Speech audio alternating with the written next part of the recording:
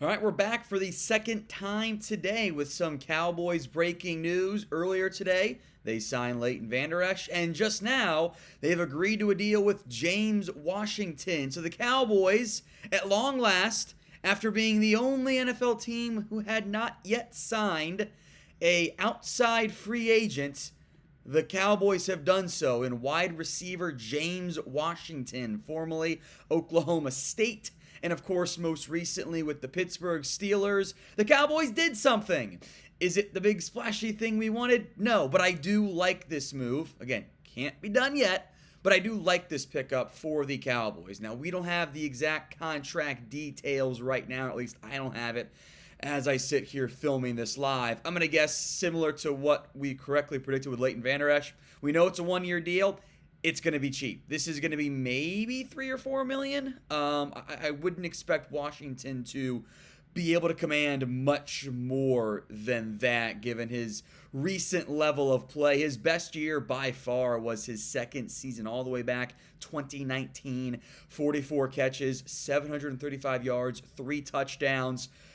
He's able to make some impact, able to make some big-time plays. He was a vertical threat, always has been. That's going to be his role again for Dallas, I would assume. You can still keep CeeDee Lamb in the slot in this scenario, by the way, but Washington and Gallup can do some things for you on the outside predominantly. The issue is, and this is why Washington's value is going to be so low, he hasn't done much the past 2 seasons. 30 catches, 392 yards, and 5 scores in 2020. 24 catches, 285, and 2 scores this past season. Had allegedly requested a trade. There was some weird stuff going on with that front as to whether he did or did not request it. Either way, doesn't really matter all that much. He wasn't a great fit in Pittsburgh, as far as I'm concerned. It just didn't work. Like Big Ben's arm, especially at the end, Big Ben could not push it downfield remotely consistently. The Steelers that were using guys like Juju Smith-Schuster, they were using Chase Claypool, Deontay Johnson, all players who have proven themselves to be better than James Washington at this point. Nonetheless, I do think it's a pretty small or solid pickup.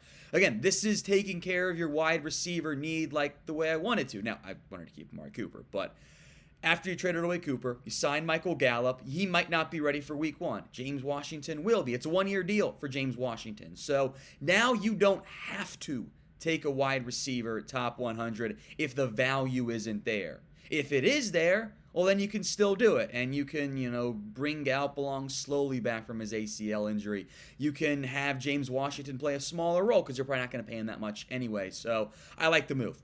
And I want to hear from you guys too. Grade this signing. A, B, C, D, or F. Let me know what you guys think in the comments. It'll be the pinned comment on today's video. You know the drill by now. If the ad break comes on YouTube, go take advantage of it. Let me know in the comments how you're feeling.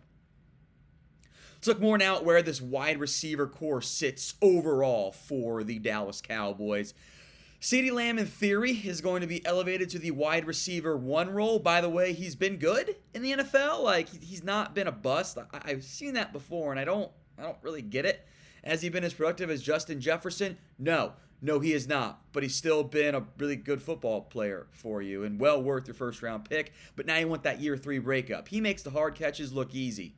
Now you want to see him make the easy catches look easy as well.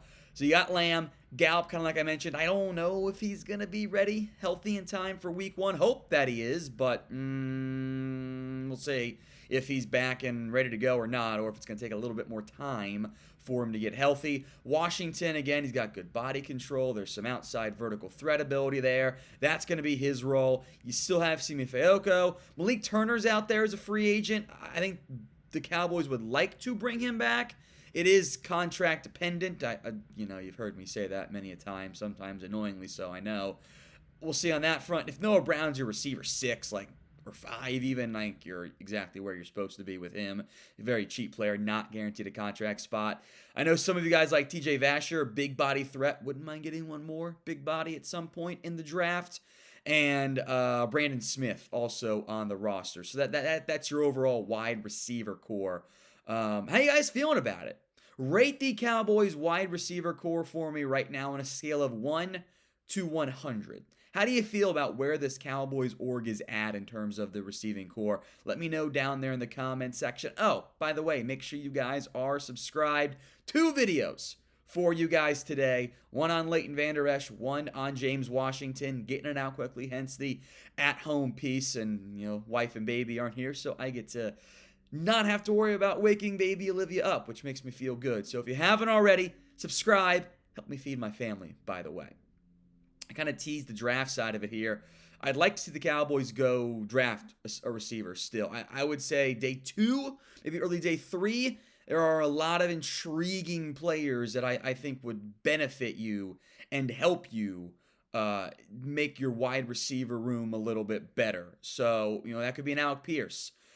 I know some people like Sky Moore. I certainly do as well. I wouldn't mind Sky Moore in round 2. Maybe Alec Pierce 2 or 3. If you want to go developmental guy, Christian Watson, I wouldn't mind that pick. So I am still down to explore the draft options at wide receiver. But again, like I said a couple days ago, I think this sets up well for you to draft interior offensive line, Zion Johnson, Kenyon Green, Tyler Linderbaum in round 1. I do want to make note, by the way, before I forget again, because I meant to say it earlier, Dez Bryant called this one like 4 or 5 days ago. Dez said, you heard it here first, James Washington will be going to Dallas. Now, of course, Dez and James, Oklahoma State guys. I'm pretty sure Dez has said some very positive things about James in the past, so maybe not the biggest surprise from that perspective. But James Washington is coming to Dallas on a 1-year deal.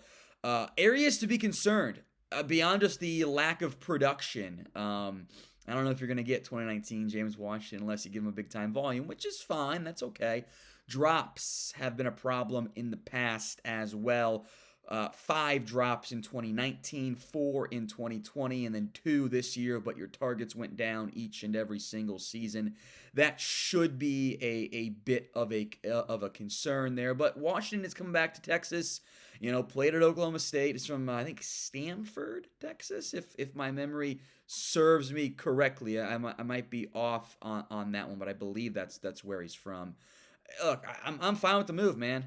They did something, right? Got to be a little bit excited to finally do something in free agency. It's not big, it's not that sexy, but it is a move for the Dallas Cowboys, and that helps. I would still go sign a big-time free agent. A lot of big ones still out there on the open market, but I think especially once Juju went off the board to the Chiefs on a 1-year, $3 million deal worth up to 10.5, I think the Cowboys were like, yeah, let's go with James. I never sure if that meant Juju was really in the cards anyway. I know Bobby Belt earlier today mentioned maybe Cole Beasley. I do think with the signing of James Washington that becomes unlikely. I don't think you could totally rule it out. I mean, you could see something along the lines of maybe he comes in on a 1-year deal. He's your slot and you don't draft somebody necessarily. Or if you do, it's the late rounder pick or something like that. But I do think with the addition of James Washington, you're kind of going to roll with what you have at the position in terms of veterans out there on the open market. I think if the Cowboys make another move, which I do think they will, I think it'll be looking for a draft pick here in the end. That'll be the path that they end up going. So again, we do not know the contract details right now as I'm sitting here filming this at home on James Washington, but what happened was the Leighton Vander Esch one came out like a minute after I pushed out the video, so maybe the exact same thing will happen here for James Washington. I think it'll be cheap. I think you're looking at a 1-year, $2 to $3 million deal, maybe 4, but that seems like it's pushing it a little bit there. I don't think he'll be expensive. That's not what his production indicates he should be. It should be a cheap signing for the Cowboys, and I don't always want to be cheap, but when you find decent players on the cheap, that's a good thing. So in the end, I like the move by Dallas. I don't want to be done, at least on defense. I want to bring back Jaron Kearse. I want to go sign Zadarius Smith. I want to sign Bobby Wagner. I want to look at other options, but your receiver need has put you in a much better position with this addition of James Washington, with keeping Michael Gallup. Look, Amari Cooper's gone, is what it is. I would still say this. I do not think, much like the Leighton Vander Esch move today, I do think drafting a receiver is still in the cards for the Dallas Cowboys. But in the short term, James Washington, the newest member and the only outside free agent so far for the Dallas Cowboys.